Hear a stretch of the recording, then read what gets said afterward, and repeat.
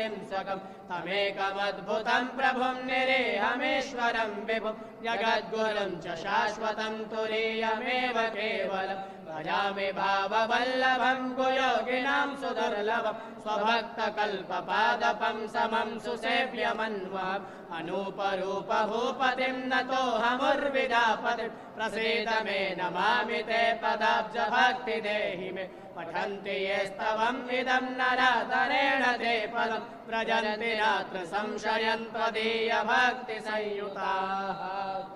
ॐ राजाधिराजाय प्रसय्यसायिने नमो वयं वै श्रवणाय कर्महे समे कामान् कामकामाय मह्यम् कामेश्वरो वै श्रवणो ददातु कुबेराय वै श्रवणाय महाराजाय नमः।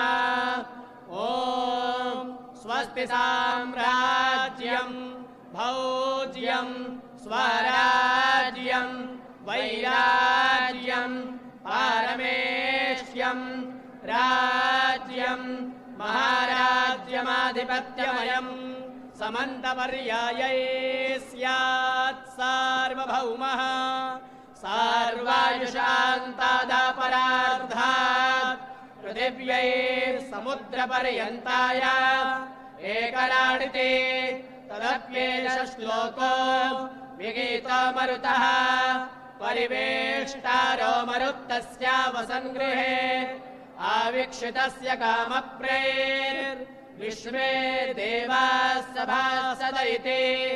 ॐ विश्ववातस्य क्षोरोतविश्ववातो मुखो विश्ववातो बाहुरोतविश्ववातस्पाता सम्बाहुभियान्धामते सम्पाततुरैर्द्यावा भूमे जनयन् देव एकः।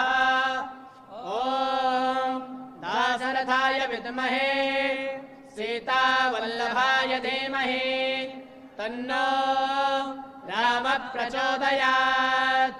ॐ नमो भगवते उत्तमश्लोकाय नम आर्यलक्षणशीलव्रताय नम उपशिक्षितात्मनुपासितलोकाय नमः साधुवादनिकषणाय नमो ब्रह्मण्यदेवाय महापुरुषाय महाराजाय नमः।